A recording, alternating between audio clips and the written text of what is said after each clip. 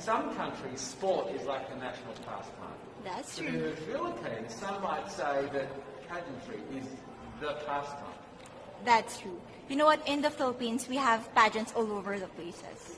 Yes, we have pageants in the barangay, in school, national, local. That's why we really love Miss Universe.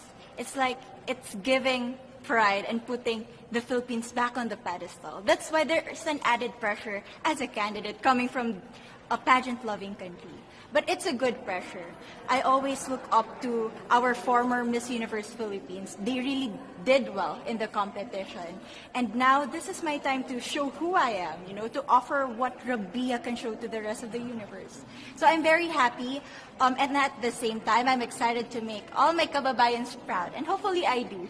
Why do you think it is that the Philippines love pageants? They have appreciation for beauty. We do love pageant because we used to think that we wanted to be included in the world, I have to be honest, in the Philippines, my skin color used to be not the standard of beauty. I was obsessed whitening my skin because these are the kinds of beauty queen we see on the mainstream. But things were different now. That's why I'm very proud to be a morena. In the Philippines, we call it morena. It's brown skin girl. And to be able to represent, my color, my identity as a true Filipina. Tell me about your journey to being crowned Miss Philippines. That, in a world that, in a country, I should say, that loves pageants. That must have been a very intense process. Tell me about, your journey to being Miss Philippines. Well, my journey was crazy. You know what? I started to be a dark horse. Nobody noticed me. Nobody knows I was in the competition up until the preliminary and the coronation night. And when I won, I received different comments, of course. There were people who didn't expect me to do well, who think that I cheated. That's why I need to redeem myself in Miss Universe. I really need to do well in this competition. And the thing is, I love pressure. I love criticism. I get better every day with that. You tell me I cannot do that, I turn to you and I'm going to say that, no, I can do it for myself. Good for you. So how does it feel then to be on the global stage? How do you feel to be here in this moment, right now? It's crazy, but I'm overwhelmed with the support, not just from the Filipino community, but also from Thailand, Latin countries who do appreciate me as a candidate, as a person. It motivates me that I am beautiful, I can offer so much in this world, and when somebody believes in you, it gives you that extra energy to really do well and perform well. Do you have a sense with the girls, all of the girls competing, you're competing, but is there a sense of camaraderie with all of the girls? Is there a real spirit to, sort of motivate each other to do better? You know what? I have a different idea about Miss Universe. I thought it's going to be very competitive, in a healthy way, well, of course. But now I can see every girl helping each other, from fixing those hairs, from trying to zip up those outfits. It speaks of the closeness and the kind of camaraderie that we want to have. The goal of Miss Universe is not just to crown one girl, but also to build a genuine and long-lasting friendships among us. Would you say within the Miss Universe world, the contestants, is there a sisterhood? Are you sisters?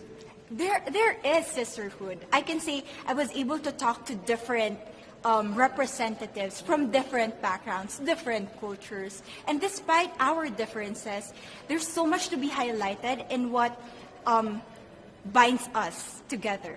And that is because we want to empower women. We want to have our advocacies. We want to speak for the things that we love.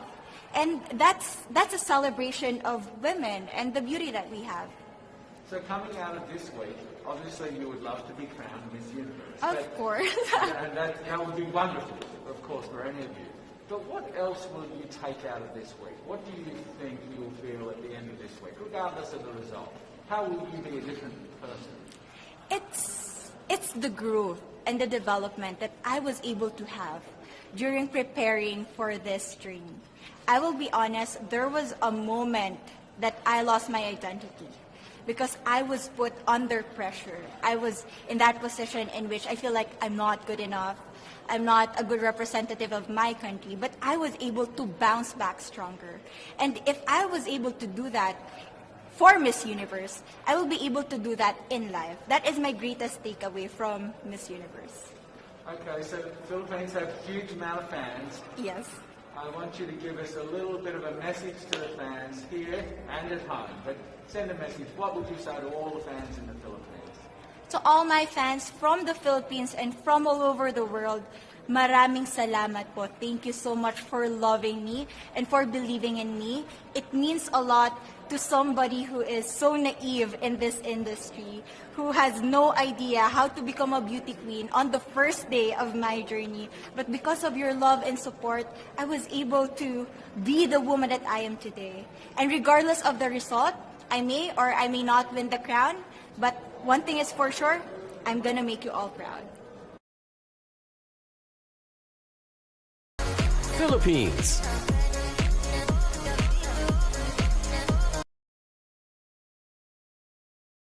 Mabuhay, Philippines! RABIYA is currently an ambassador for her country's Department of Education. This 24-year-old cum laude graduate and rap fan works as a teacher and enjoys writing stories and acting in her spare time. Philippines!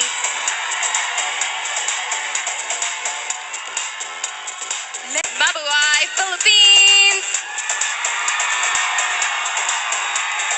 RABIYA is currently an ambassador for her country's Department of Education. This 24-year-old cum laude graduate and rap fan works as a teacher and enjoys writing stories and acting in her spare time. Philippines!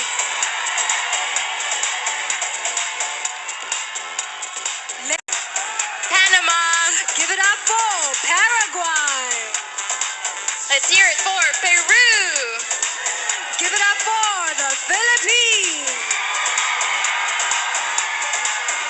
And Poland! Well done, ladies. You guys all look phenomenal. Us later, Peru. I think we need to make some frames here, Sophie. Say hello to Philippines. RABIYA has a degree in physical therapy but plans to eventually go back to school and become a pediatrician. At the height of the pandemic, this 24-year-old volunteered to make PPE and cooked for frontline workers. Thank you, Philippines. Us later, Peru. I think we need to make some frames here, Sophie. Say hello to Philippines. RABIYA has a degree in physical therapy but plans to eventually go back to school and become a pediatrician. At the height of the pandemic, this 24-year-old volunteered to make PPE and cooked for frontline workers. Thank you, Philippines. You're up, Peru. Let's give it up for Philippines. Last but not least, Poland.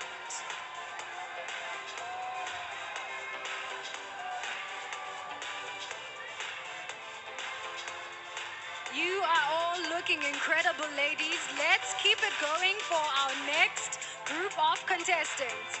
Next up, we have Portugal.